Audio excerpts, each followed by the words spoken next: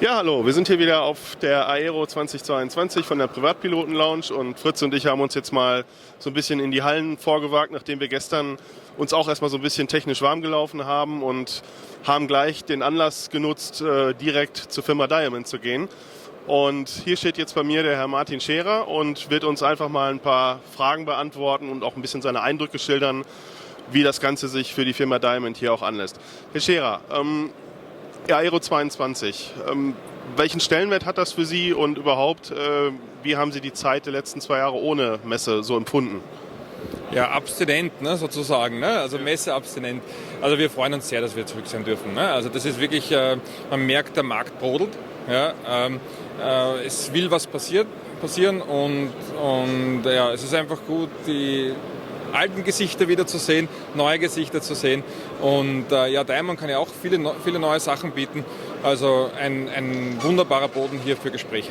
Also das ist ja schön. Ja, also wir haben das in anderen Gesprächen auch bei uns am Stand schon gemerkt, sowohl mit professionellen Herstellern, also mit irgendwelchen Leuten aus der Branche, die Business machen, aber auch, ja, ich sag mal so dieses Community-Feeling, also sprich eben nicht nur Zahlen, Fakten, sondern eben auch mal, wie Sie es gerade auch schon gesagt haben, einfach mal wieder Leute treffen, genau. Das Branchengefühl erleben, das Flieger-Community-Gefühl.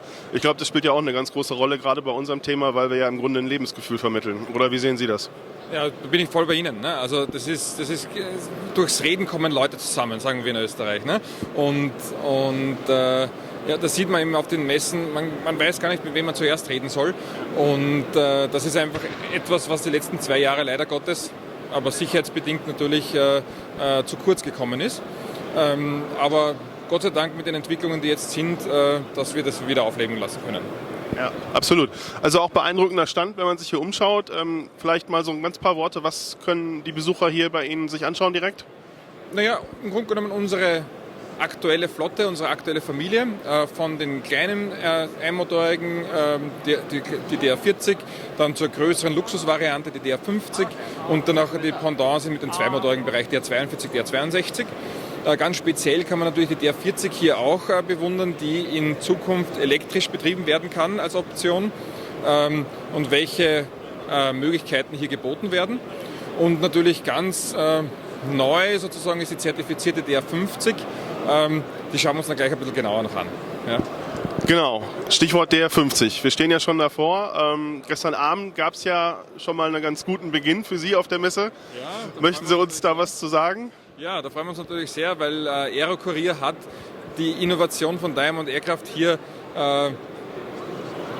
besonders erwähnt, ja, indem sie sozusagen uns mit dem Innovation Award hat ausgestattet und das freut uns natürlich hier bei Diamond Aircraft besonders. Ja, das kann ich mir vorstellen. Also auch von unserer Seite aus alles Gute. Herzlichen Glückwunsch dazu. Ich denke, das ist eine gute Motivation. Absolut. Kommen wir mal zum Flugzeug. Können Sie mal ganz kurz beschreiben, was das Flugzeug im Wesentlichen auszeichnet?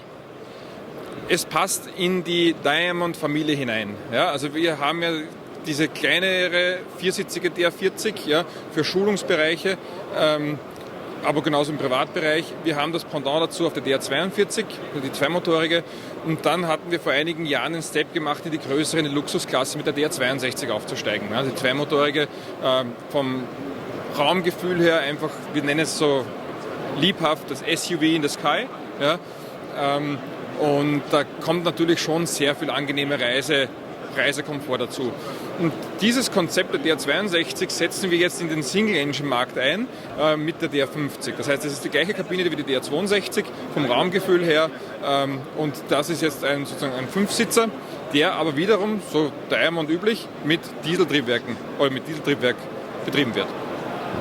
Genau, Dieseltriebwerk. Ich denke, das ist auch eines der sicherlich herausstechendsten Merkmale. DA Continental CD300, 6-Zylinder, Jetfuel.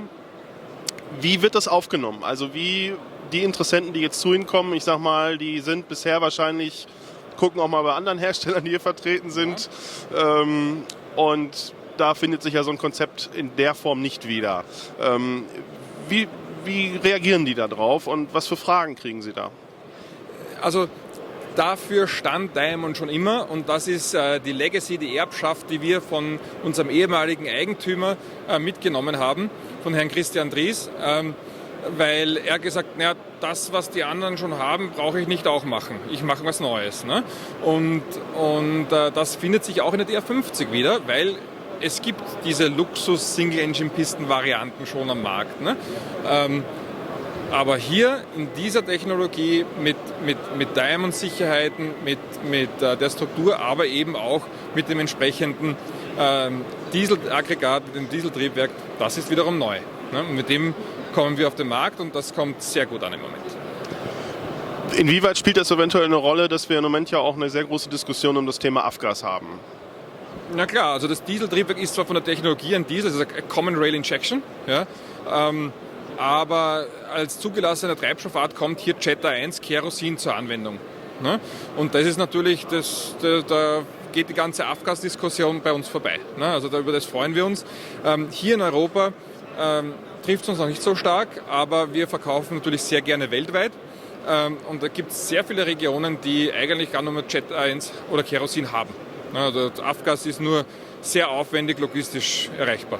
Das stimmt. Das habe ich auch als ich mich im Vorfeld damit beschäftigt habe, war ein großer Punkt eben die Verfügbarkeit von Treibstoff generell weltweit. Und also ich denke natürlich auch, dass einfach das Thema Afgas, was wir im Moment halt haben, wie lange wird Afgas noch verfügbar sein, das spielt natürlich dann in dem Moment auch für sie. Also auch in Europa halt an der Stelle. Und vor allem mit steigenden Spritpreisen wird das Delta auch immer größer. Ja? Also Preis ist das eine, ne, aber das bietet ja noch viele andere Vorteile, ne, dieses Kerosin. Und ja, da kommen viele Vorteile mit. Inwieweit treffen die 5 Sitze bei Interessenten auf Zustimmung? Naja, das ist insoweit gut sozusagen, weil natürlich eine Familie mit 3 Kindern hier genauso bedient werden kann. Also 3 von mir tun sich natürlich schwer, hinten zu sitzen. Ne? Aber es ist trotzdem sozusagen hier eine schöne 5-Sitzer-Variante. Und zuladungsmäßig hat das Flugzeug hier eigentlich kaum Limitierungen. Okay. Wie sieht es aus eigentlich im Bereich Diesel, aktuell bei diesem Modell jetzt mit TBO? Ja, also wie in jedem Neumotor sind die TBOs sozusagen am Anfang konservativ klein, ja, aber die werden dann sukzessive hochgezogen mit entsprechenden Tests und so weiter. Also hier werden unsere Kunden, die jetzt neu das Flugzeug kaufen, zu keinen signifikanten Grenzen kommen. Ja. Das, was wir hier haben, ist eine TBR, ja, das heißt ein Replacement of the Engine, aber im 2000-Stunden-Bereich und damit sind wir da eigentlich well safe, sage ich mal. Ne? Okay. Garmin 1000 ist drin. Ja, NXI. Genau. Ist aber auch die Standardausstattung für dieses Flugzeug. Und in der ganzen Diamond-Familie. Und das macht schön. Ne? Sie lernen auf der DR40, ja, gehen auf die DR50 oder zweimotorig DR42, DR62. Das ist immer das Gleiche. Ja? Es unterscheidet sich in der Anzahl der Power Levels. Ja? Aber sonst fliegen sie sehr ähnlich. Sie bedienen sich ähnlich. Die Conversion macht es relativ einfach. Und ganz ehrlich, Garmin macht hier natürlich einen tollen professionellen Job, hier ein System an den Markt zu bringen, das einerseits den Low-Hour-Pilot das sicher fliegen lässt, aber andererseits auch eine riesige Informationsflut für den Professional Pilot bringt. Ja, definitiv. Gerade diese Transition, wie Sie sagen, ist natürlich ein Riesenthema auch. Also das heißt, das macht es dann Piloten entsprechend einfach. Okay, diejenigen, die jetzt sagen, interessiert mich, was kostet das Flugzeug, was hier steht? Eine vernünftig ausgestattete DR50 ist so im Bereich, also im Bereich von 1 Million Euro in etwa zu sehen. Ja. Und Lieferzeit, Stand heute? Ja, der Markt, es brodelt. Es ist nicht nur ein Flugzeugthema, ich weiß, aber ist natürlich auch ein Thema. Ja? Also wir sind gut ausgelastet. Ne? Also es ist natürlich immer in Sachen, kann man schwer sagen, aber wann es dann zum aktuellen Verkauf wird, wann die nächsten Slots möglich sind. Aber im Moment sehen wir Ende 2023, 2024. Ja. Was ja teilweise mit anderen Gütern im Moment immer noch verhältnismäßig ist. Ne? Also, problem to have. Ja. Ja, genau. Alles klar. Okay, ja, ich bedanke mich. Aber herzlich willkommen ja. Hier bei Diamond. Ja, wie gesagt, es freut uns sehr, dass wir wieder da sein dürfen und es freut uns jeder einzelne Gast, der uns besucht und halt unsere Produkte bewundern kann. Und ja, gerade bei der DR50 natürlich eine tolle Sache, eine tolle, innovative Sache. Und danke an Aero. Ja, gerne. Und ja, also Ihnen noch viel Erfolg. Und wir haben ja auch schon gesagt, dass wir nochmal Wiener Neustadt vielleicht vorbeikommen und mal ein Special machen, mal komplett über die Firma Diamond, mal so ein bisschen auch Geschichte und wo stehen wir und einfach mal ein bisschen länger uns Zeit nehmen. Sehr gerne, willkommen. Alles klar, vielen Dank. Danke fürs Gespräch. Ja, danke. Hallo, herzlich willkommen zurück auf der Messe in Friedrichshafen. Kleiner Disclaimer am Anfang. Wir sind am Stand von Blackshape. Wir wechseln auf Englisch über und werden jetzt mit dem CEO der Firma Blackshape sprechen. Welcome to the fair here at the platform of Blackshape Angel Company. And we are here with the CEO from Blackshape. Welcome to Germany. How are you? Very good, thanks. Thanks for a warm welcome. Thank you very much. Blackshape is a company from Italy. Where are you at home? We are based in southern Italy, is in the heel of Italy, close to the sea. It's a very nice place. Actually we found an excellent environment here at Aero, and it was very nice to rejoin after 3 years. I think for all the people in love with aviation is very good, to be in presence and touch, real aircraft here. How about the time for you during COVID-19? How did you come through that hard time for your company? Was it very, very difficult for you? Well, I have to say, luckily enough, we didn't suffer too much for COVID because we had, we launched the Gabriel new product just before COVID, so we had our order book filled with orders, and we were concentrating on the production, on deliveries. So far I cannot really, say we were unhappy during the COVID. Of course, we see a lot of effect in the supply chain. We see a lot of effect also because of the crisis in Ukraine. That, of course, is affecting the community.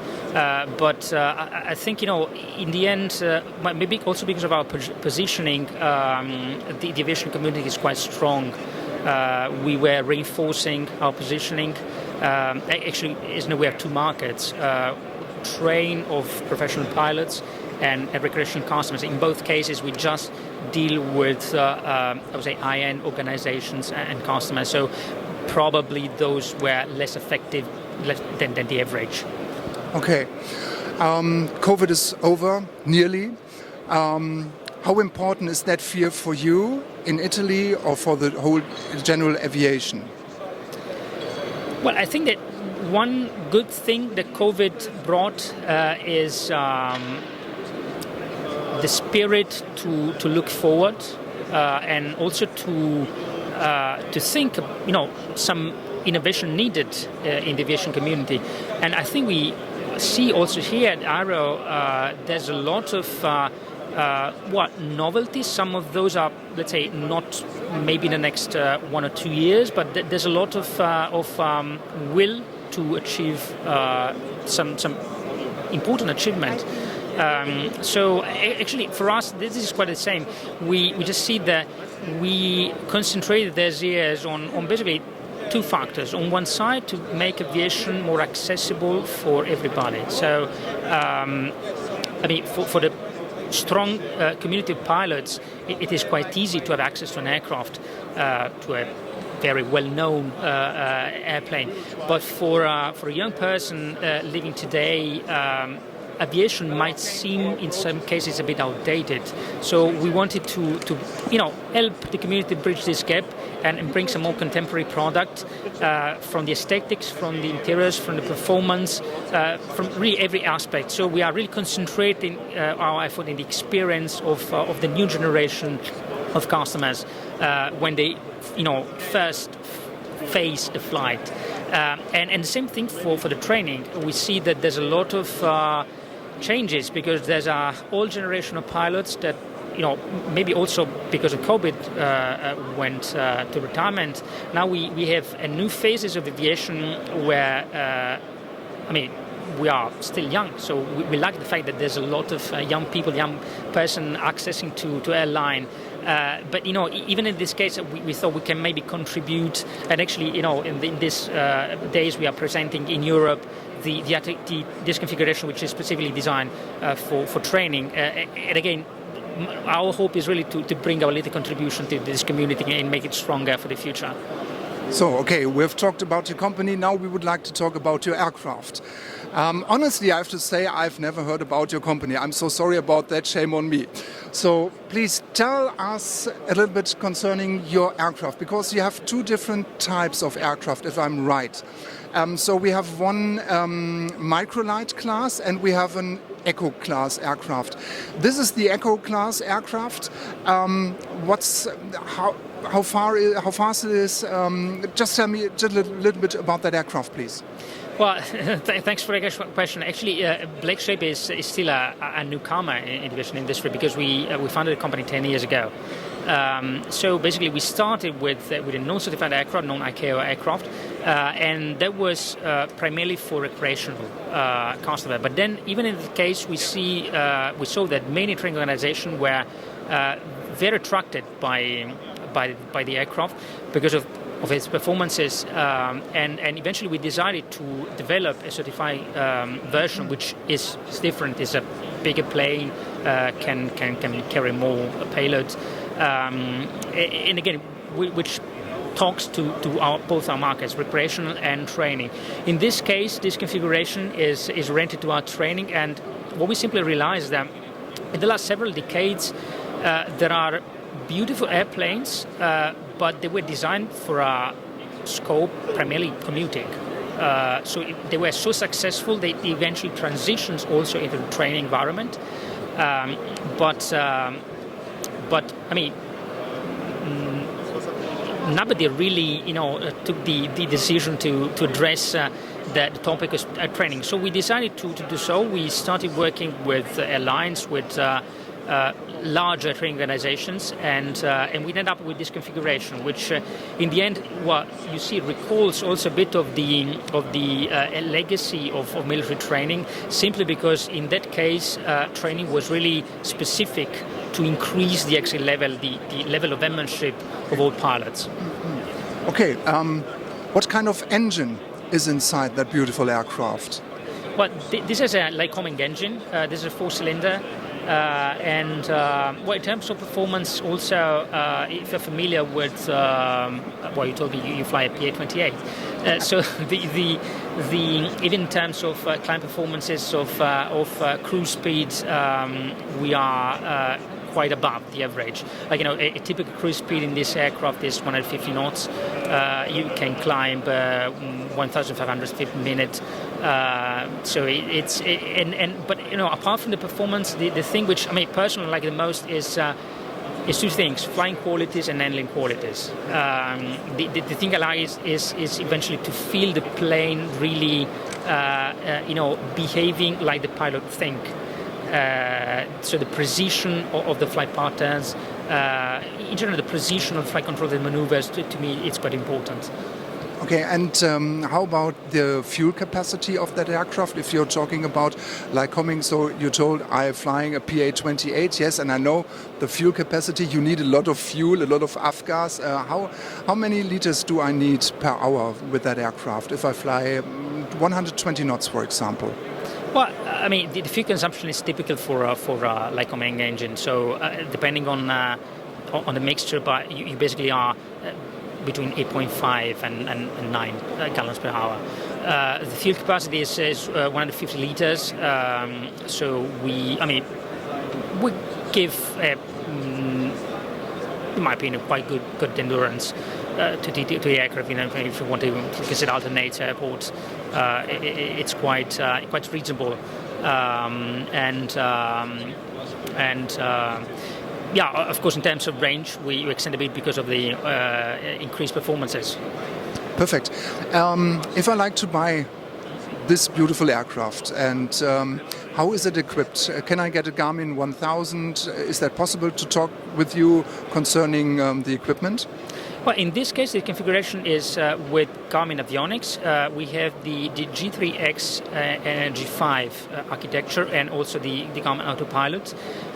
This is a tandem configuration, so we have basically a large screen display plus the backup instruments, and even the layout of the cockpit is arranged in a way that of course, you have your throttle on the left and your central stick. So I think it's a quite different experience to fly, and I think it's good for you to come fly and. We will do. Yeah, just evaluate yourself. Perfect. Let's talk about money. Very sensitive. How much is it? Well, approximately. Well, I never want to talk, let's say, about prices because it can change depending on the configuration. But the point is, I normally do the comparison with the automotive industry. So if you want to drive a nice car, you are available, to pay more, and it's the same thing. So we don't make actually any cost competition. We don't like actually that market.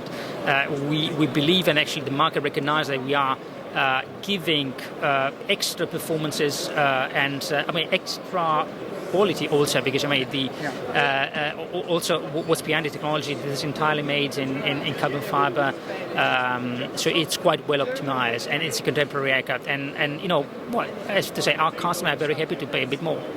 Okay, so the sky is not the limit. This is the Eco class. The other one is the microlight class. Which one was first, the micro class or the Eco? Yeah, correct. We started with the microlight. Of course, it was simpler for us to access to the aviation. But even at the time, we had in our mind the idea to grow to the certified configuration. So there was actually a good way for us also to build our expertise and then to go into the certified aviation. Perfect. How's the response here on the fair for you? Very good, actually. I have to say, today is very good. We see a lot of people, a lot of interest. It's also very good to see a lot of stakeholders. To rejoin with maybe people that we are not seeing each other for 3 years. So we are very happy. Perfect. So we wish you all the best for your aircraft, for the fair, and we will see in Italy when you are going to fly the aircraft. Thank you very much.